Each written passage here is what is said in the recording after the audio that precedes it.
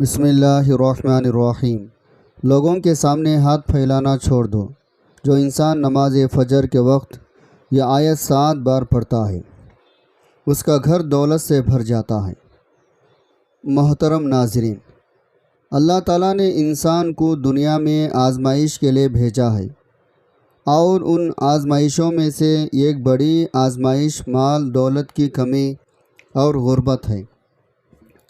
لیکن اسلام نے اس مسئلے کی حقیقت کو بیان کیا ہے، بلکہ اس سے بچنے اور نجات پانے کے لیے بھی واضح مؤثر رہنمائی فراہم کی ہے۔ قرآن مجید احادیث نبوی صلی اللہ علیہ وسلم میں محتاجی سے بچنے کی کئی روحانی، عملی اور اخلاقی طریقے بیان کیے گئے ہیں، جن پر عمل کر کے انسان دنیا میں عزت کے ساتھ زندگی گزار سکتا ہے اور آخرت میں بھی سرخرو ہو سکتا ہے۔ تو ہمارا آج کا وظیفہ بھی غربت، تنگ دستی میں ہاتھ پھیلا کر مانگنے کے بجائے اس آیت کو نماز فجر کے بعد 7 بار پڑھنے کا وظیفہ ہے۔ جو اس آیت کو 7 بار پڑھ لیتا ہے، اللہ تعالیٰ اس کو کسی کا محتاج نہیں ہونے دیتا، اس کے گھر کو دولت سے بھر دے جاتا ہے۔ جو اللہ تعالیٰ کے دیے ہوئے پر شکر ادا کرتا ہے، اللہ تعالیٰ اس کو مزید عطا فرماتا ہے۔ جو صبر سے کام لیتا ہے، ان وظائفوں کو، ان اعمال کو اپنی زندگی کا حصہ بنا لیتا ہے، اللہ تعالیٰ اس کی محتاجی کو دور کرتے ہوئے اس کی ہر خواہش کو پورا کر دیتا ہے۔ اس کو مال، دولت، رزق فراہم مقدر میں عطا کرتا ہے، اور اس کو کسی کے آگے ہاتھ پھیلانے کی ضرورت نہیں پڑتی۔ ہمارا آج کا وظیفہ ایک ایسی آیت کا وظیفہ ہے جو دعوت ایمان کے طرف لائے گی، ایسی دعوت جو کسی کے سامنے ہاتھ پھیلانا ہے یا لوگوں کی تعریف طلب کرنے کے محتاج نہیں، بلکہ سیدھی خالص قلبی وابستگی کے راستے پر بنی ہے۔ اس راستے کا مرکز ہے اللہ کی ذات پر مکمل یقین، اور خاص طور پر سورۃ المومن آیت نمبر 116، جس کا ترجمہ پس بلند برتر ہیں اللہ و بادشاہ حقیقی، اس کے سوا کوئی اعلیٰ نہیں، وہ عرش کریم کا رب ہے۔ یہ آیت توحید ربوبیت، اللہ کی قدرت کا خلاصہ ہے۔ نماز فجر کے وقت اس آیت کا ورد انسان کو مادی معنوں برکتوں کا ذریعہ بنا دیتا ہے۔ یہاں ہمارا مسلک ہے ہاتھ دوسروں سے مانگنے کے بجائے رب سے رسمی رحمتی الہی کا طلبگار ہونا۔ ناظرین، تمام تعریفیں شکر اس ذات کا جس نے ہمیں ایک اور دن اپنی عبادت کے لیے عطا فرمایا۔ آج کے اس عظیم دن میں اللہ رب العزت کا فضل حاصل کرنے کے لیے اور اس کا شکر ادا کرنے کے ساتھ ساتھ اس کی عبادت میں مشغول رہنا چاہیے۔ اور اس کی عبادت کرنے کے کئی طریقے ہیں۔ انسان دل میں اللہ کا ذکر کر کے بھی اس کی عبادت کر سکتا ہے، زبان سے کلمات ادا کر کے بھی اس کی عبادت کر سکتا ہے، نماز پڑھ کر بھی اس کی عبادت کر سکتا ہے، اللہ تعالیٰ کی مخلوق کی خدمت کر کے بھی اس کے فضل کا حقدار بن سکتا ہے، کیونکہ مخلوق خدا کی خدمت کرنا یا کسی بھوکے کو کھانا کھلانا یہ بھی عبادت میں شمار ہوتا ہے۔ اللہ تعالیٰ کی مخلوق کی خدمت، اس کے ذکر اذکار، اس کے نام کی تسبیحات کر کے اللہ تعالیٰ کا قرب حاصل کیا جائے۔ ہمارا آج کا وظیفہ ایسے ہی ایک آیت کو نماز فجر کے بعد 7 بار پڑھنے کا عمل ہے، جس کا ورد کر کے اس کا فضل اور اس کا قرب حاصل کرنے کے بہترین وظیفہ ہے۔ بھائیوں اور بہنوں، اس آیت کو بتائے گئے طریقے ترتیب کے مطابق پڑھنے سے انسان کی تمام مالی تنگ دستی، رزق کے حوالے سے پریشانیاں، تمام مصیبتیں، غربت، دکھ درد سب دور ہو جاتا ہے۔ انسان پر جو مصیبت آتی ہے، چاہے بیماری کی صورت میں ہو یا غربت کی شکل میں ہو، چاہے کاروباری پریشانی ہو یا خاندانی لڑائی جھگڑے ہو، بڑوں کا دکھ، صدمہ ہو، ہر قسم کی مصیبت اس کے گناہوں کی وجہ سے آتی ہے۔ اس لیے ہمیں فوری طور پر سچی توبہ کرتے ہوئے اللہ تعالیٰ سے معافی مانگنا چاہیے، کیونکہ اللہ تعالیٰ توبہ کرنے والوں سے محبت کرتا ہے۔ توبہ کرنے والوں کی پریشانیوں اور مصیبتوں کا ازالہ کر کے اسے خوشحال بنا دیتا ہے۔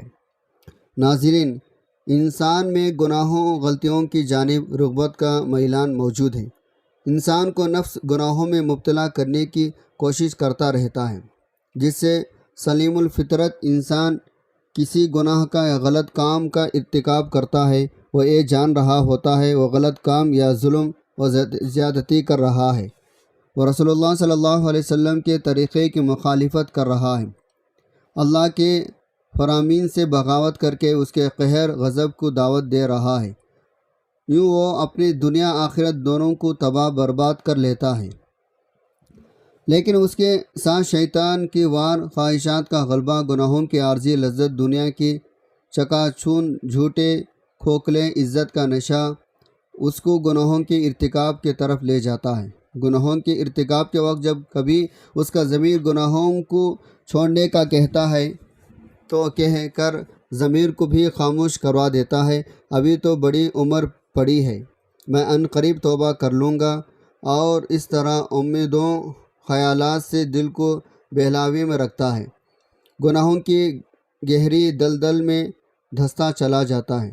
حقیقت میں گناہ انسان کے حق میں نہایت خطرناک ہے، اس سے دنیا آخرت دونوں برباد ہو جاتے ہیں، اور گناہوں کا اثر جس میں زہر کی طرح سرایت کر جاتا ہے۔ ناظرین، حضرت آدم علیہ السلام کو جنت سے نکالے جانے، ابلیس کے ملعون ہونے کی وجہ بھی یہی گناہ کی نحوستیں تھیں۔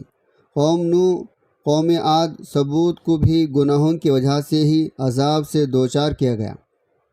گناہوں کے بے شمار برے نقصانات ہیں جو کہ انسان کے ذہنی، جسمانی، روحانی کردار پر بھی اثر انداز ہوتے ہیں۔ اس میں سب سے بڑا نقصان یہ ہے، گناہوں کے ارتکاب کی وجہ سے انسان کو نور الہی، علم و اخلاق سے محروم کر دیا جاتا ہے۔ امام شافعی رحمۃ اللہ علیہ فرماتے ہیں، میں اپنے استاد سے کمزور حافظے کی شکایت کر رہا تھا، انہوں نے مجھے ترک معاصی یعنی گناہ ترک کرنے کی نصیحت فرمائی، اور آپ نے بتایا اللہ ایک نور ہے اور اللہ کا نور گناہ گاروں کو نہیں دیا جاتا۔ ناظرین اکرام، گناہوں کا ایک اثر یہ بھی ہوتا ہے کہ روزی اور رزق میں تنگی آ جاتی ہے۔ یاد رکھے گا، اصول رزق فراخی معاشرے کے لیے ترک گناہوں سے بہتر کوئی چیز نہیں۔ اللہ تعالیٰ فرماتے ہیں، جو شخص اللہ سے ڈرتا ہے، گناہوں سے باز آ جاتا ہے، اللہ اس کے لیے مشکلات سے بھی نکالنے کا راستہ پیدا کر دیتا ہے، اور اسے ایسے رزق دے گا جہاں سے اس کا گمان بھی نہیں جاتا۔ انسان کے دل میں اللہ کی عظمت کم ہو جاتی ہے، تبھی تو انسان گناہ کرتا ہے۔ بندہ گناہ کرنے میں کوئی عارض محسوس نہ کرے تو دل پر پردہ پڑ جاتا ہے اور مہر لگ جاتا ہے۔ جب انسان اللہ کو بھول جاتا ہے، اللہ انہیں برباد کر دیتا ہے، ذلت اور رسوائی ان کا مقدر ہو جاتی ہے۔ ناظرین، اللہ بڑا بے نیاز ہے، جبکہ بندہ ہر لمحہ اس کا محتاج ہے، پھر وہ اللہ کے ذکر سے کیسے غافل رہ سکتا ہے؟ اگر غافل رہتا ہے تو یقین کیجئے اپنی جان پر خود ظلم کرتا ہے، کیونکہ اللہ تعالیٰ اپنے بندے پر کبھی ظلم نہیں کرتا، بلکہ لوگ اپنی جانوں پر خود ظلم کرتے ہیں۔ اس کا حال ایسا ہوتا ہے جیسے اس کے پاس تلوار تو موجود ہو مگر زنگ آلود ہو۔ گناہوں سے دل زنگ آلود اور مفلوج ہو جاتا ہے۔ نفس امارہ برائی کا حکم دیتا ہے، خواہشات گناہوں سے قوی، دلیری اور درندہ صفت بن جاتا ہے، جبکہ نفس مر جاتا ہے۔ ایسا شخص دنیا میں بھی، برزخ میں بھی مر چکا، آخرت میں بھی اس کے لیے کوئی چیز نہیں ہے۔ اگر وہ اللہ کو یاد کرتا ہے تو دل ساتھ نہیں دیتا، زبان ذکر کرتی ہے تو غافل ہو جاتا ہے۔ ہر آدمی جانتا ہے ہر اچھے یا برے عمل کا رد عمل بھی ضرور ہوتا ہے۔ دنیا میں پیش آنے والے حالات پر سب سے زیادہ اثر انداز ہونے والی چیز انسان کے اچھے یا برے اعمال ہی ہیں، جن کا براہ راست تعلق اللہ تعالیٰ کی خوشنودی اور ناراضگی سے ہے۔ کسی واقعہ حدیث کے طبعی اسباب جنہیں ہم دیکھتے سنتے محسوس کرتے ہیں، کسی اچھے یا برے واقعے کے لیے محض ظاہری سبب کے درجے میں ہے۔ سادہ لوگ حادثات، آفات کو صرف طبعی ظاہری اسباب سے جوڑتے ہیں، اور پھر اسے اعتبار سے ان کو حوادث سے بچاؤ کی تدبیر کرتے ہیں۔ شرعی تعلیمات کی روشنی میں بحیثیت مسلمان ہمیں یہ اعتقاد رکھنا ضروری ہے، یہ سب کچھ اللہ تعالیٰ کے حکم عمل سے ہوتا ہے، جس کا عقل، حواس خمسہ کے ذریعے ادراک کرنے سے ہم قاصر ہیں۔ وہی الہ انبیاء علیہ السلام کے ذریعے اللہ تعالیٰ نے جزا سزا کا جو نظام ہمیں سمجھایا ہے وہ ہمیں غیبی نظام کے بارے میں آگاہ کرتا ہے۔ وہ یہ کہ کسی بھی واقعے حادثہ کا اصل حقیقی سبب اللہ کی رضامندی یا ناراضگی ہے۔ اللہ تعالیٰ نے حالات کو خواہ اچھے ہو یا برے انسانی اعمال سے جوڑا وابستہ فرمایا، چنانچہ انسان کے نیک اور برے اعمال کی نوعیت کے اعتبار سے احوال مرتب ہوتے ہیں۔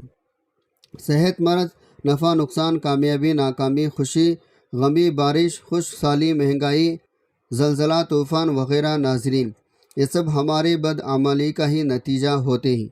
ان سب احوال کے ظاہری اسباب کچھ بھی ہو سکتے ہیں، مگر حقیقی اسباب ہمارے نیک اور بد اعمال ہوتے ہیں۔ ناظرین محترم، اسی طرح کے خوفناک واقعات انفرادی ہو یا اجتماعی ہو، دراصل اللہ تعالیٰ کے طرف سے الارم تنبیہ ہوتے ہیں تاکہ انسان اپنے اعمال کا محاسبہ کرے اور کوئی اس کی غفلت دل کو جنبش دینے میں کامیاب ہو جائے۔ جب بھی میں کہتا ہوں اللہ تعالیٰ میرا حال دیکھ، حکم ہوتا ہے اپنے اعمال دیکھ، دنیا میں پیش اچھے یا برے واقعات سے حاصل ہونے والے انسانی تجربہ بھی اسی بات پر شاہد ہیں۔ ہمارے سارے لوگ قوموں پر اللہ کے نافرمانی کی وجہ سے دنیا میں ہی مختلف قسم کے عذاب آئے ہیں۔ مثلا کوئی مسخ کیا گیا، کوئی زمین میں دھسا گیا، کوئی دریا میں غرق کیا گیا، کوئی طوفان کے نظر ہوا۔ عوام کی بستیوں کو کھنڈ رات آج بھی اس حقیقت پر منبی ہے۔ اللہ تعالیٰ نے جیسی کرنی ویسی بھرنی کے مختلف پہلوؤں طریقوں سے بیان فرمایا ہے۔ امت کو بدعمالی کے برے نتائج سے آگاہ فرما کر اصلاح کا حکم دیا، چنانچہ کچھ غلطیاں ہوتی ہیں جو رزق کو کم کرنے کا باعث بنتی ہیں اور وہ ان مشکلات کا شکار رہتے ہیں۔ تو بھائیوں اور بہنوں، آج ہم آپ کو ایسی چیزوں کے بارے میں بتانے والے ہیں، وہ کون سی غلطیاں ہیں جو ہمارے رزق میں مشکلات پیدا کر دیتی ہیں اور اللہ تعالیٰ ہمارا رزق تنگ کر دیتا ہے۔ آپ کو حدیث مبارکہ کی روشنی میں بتائے گئے کس وجہ سے اللہ انسان کا رزق کم کر دیتا ہے۔ اس کے بعد کچھ کام ضرور کرنے ہوں گے جو آپ کے لیے آسانیاں پیدا کریں گے۔ جتنا کر سکتے ہیں اللہ تعالیٰ کا نام لیں، اللہ تعالیٰ سے مانگتے رہیں تو بے شمار نعمتیں اللہ پاک آپ کو عطا فرمائے گا۔ سب سے پہلے عمل یہ کہ جوتے پہن کر یا کھڑے ہو کر یا سر پر کچھ لیے بغیر کھانا کھانا رزق میں کمی کا باعث بنتا ہے۔ بہت سے لوگ جوتے پہن کر کھانا کھا رہے ہوتے ہیں یا جلدی میں کھڑے ہو کر کھانا کھا رہے ہوتے ہیں۔ ہم بہت سے ایسے خواتین کو بھی دیکھتے ہیں جو ننگے سر بھی کھانا کھا رہی ہوتی ہے۔ مثلا ہمارے گھروں کی عورتیں بھی ننگے سر کھانا کھا رہی ہوتی ہے اور کھانا دے بھی رہی ہوتی ہے، جس کی وجہ سے ہمارے گھروں کا رزق تنگ کر دیا جاتا ہے۔ ناظرین، دوسری وجہ ہے بیت الخلاء میں ننگے سر جانا بھی ہمارے رزق میں کمی بنتا ہے۔ عام طور پر دیکھا جاتا ہے جب خواتین بیت الخلاء جاتی ہے ان کا سر ننگا ہوتا ہے، یہی ننگا سر ان کے رزق میں تنگی کا باعث بنتا ہے۔ اس بات سے خواتین کو گریز کرنا چاہیے کیونکہ اس سے رزق میں تنگی پیدا ہو جاتی ہے۔ ایک زمانہ تھا جب مہمانوں کو رحمت سمجھا جاتا تھا، مگر آج کل دور میں مہمانوں کو زحمت سمجھا جاتا ہے۔ یہ عادت، یہ سوچ، یہ خصلت بھی گھروں میں معاشرے میں رزق کی تنگی کا باعث بن رہی ہے، بلکہ بن چکی ہے۔ تو ہمیں چاہیے مہمانوں کو رحمت سمجھیں کیونکہ مہمان اللہ تعالیٰ کی طرف سے رحمت لے کر آتے ہیں۔ بعض چیزیں چونکہ شریعت میں ہی تو اس میں چونکہ ایسے مرحل آتے ہیں ہر شخص اس کا متحمل نہیں ہو سکتا۔ ناظرین، کچھ ضروری باتیں تھیں جو میں نے آپ سے عرض کی، انہیں سمجھیں اور ان پر عمل کریں۔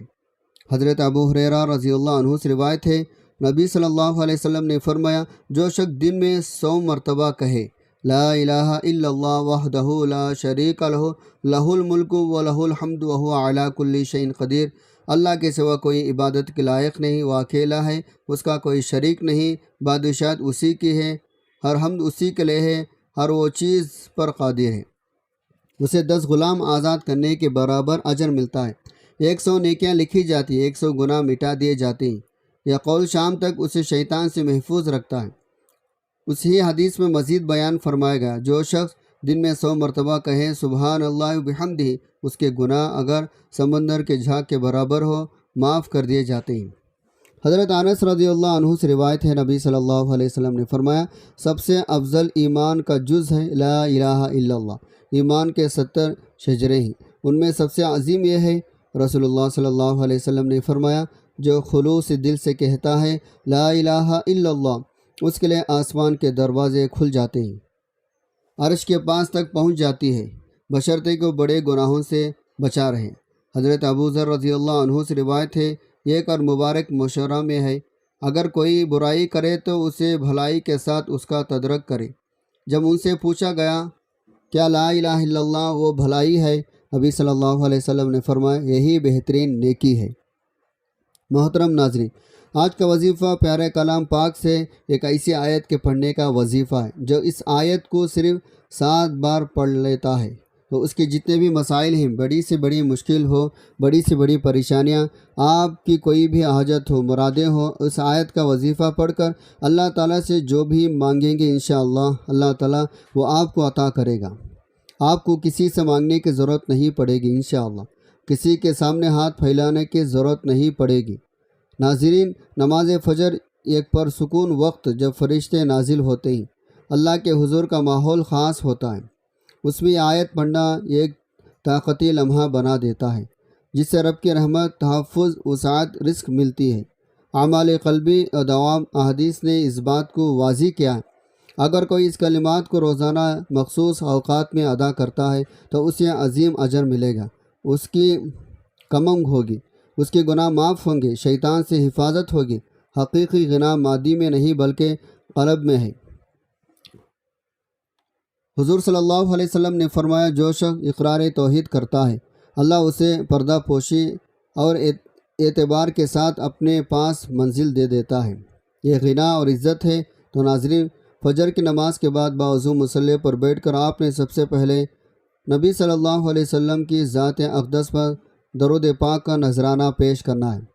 درود پاک آپ چاہیں تو مختصر یعنی صلی اللہ علیہ محمد پڑھ لیں یا صلی اللہ علیہ وعلیٰ آلہ وسلم پڑھ لیں، لیکن یاد رکھیں اگر آپ درود ابراہیمی پڑھتے ہیں تو یہ زیادہ فضیلت، زیادہ افضل ہے۔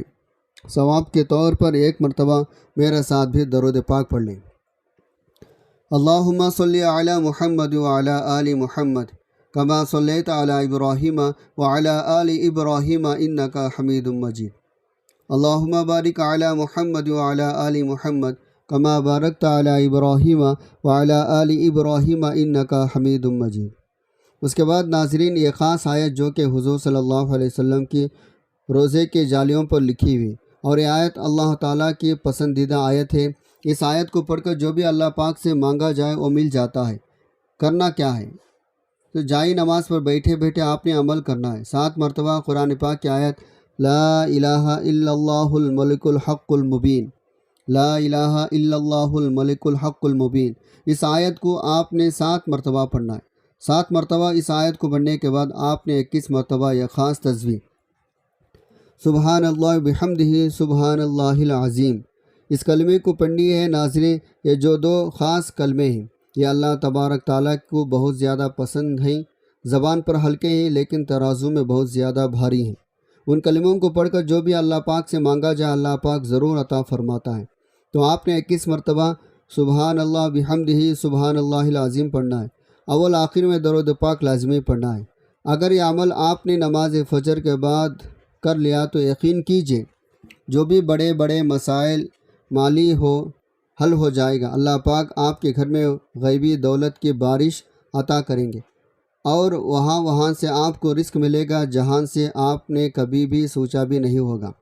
توجہ، دھیان، دل میں اپنے گناہوں پر ملامت کرتے ہوئے سچی توبہ کرتے ہوئے استغفار کرنا ہے تاکہ اللہ تعالیٰ آپ کے گناہوں کو معاف فرما کر آپ پر نظر کرم فرمائے اور آپ کے رزق کی پریشانیاں، مال دولت کی تنگی کو دور فرمائے، تاکہ آپ کو کسی کے سامنے ہاتھ پھیلانے کی ضرورت نہ پڑے، نہ کسی سے ادھار مانگنے کی ضرورت پڑے۔ بندے کے سامنے رسوا ہونے سے بہتر ہے اللہ تعالیٰ کی تسبیح بیان کی جائے، اس کو راضی کیا جائے، کیونکہ جب اللہ تعالیٰ بندے سے راضی ہو جاتا ہے تو اسے وہ سب کچھ عطا فرماتا ہے جس کی وہ خواہش کرتا ہے۔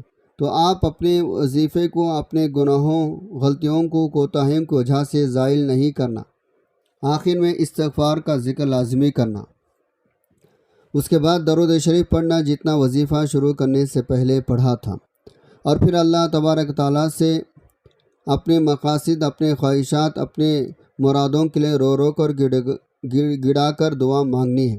انشاءاللہ اس وظیفے سے اللہ تعالیٰ آپ کو سب کچھ عطا فرمائے گا، آپ کا گھر دولت بھر دے گا، آپ کو لوگوں کے سامنے مانگنے کی ضرورت نہیں پڑے گی۔ آخر میں دعا اللہ تعالیٰ نیکی کی بات سننے سمجھ رہے اور اس پر عمل کرنے کی توفیق عطا فرمائے۔ میرا سنانا، آپ کا سننا اپنی بارگاہ میں قبول منظور فرمائے، آمین۔ ناظرین، گزارش ہے اللہ تعالیٰ کے 99 ناموں میں سے کوئی ایک نام لکھ کر کمنٹ میں ضرور شیئر کریں۔ جزاک اللہ خیرن کثیرا۔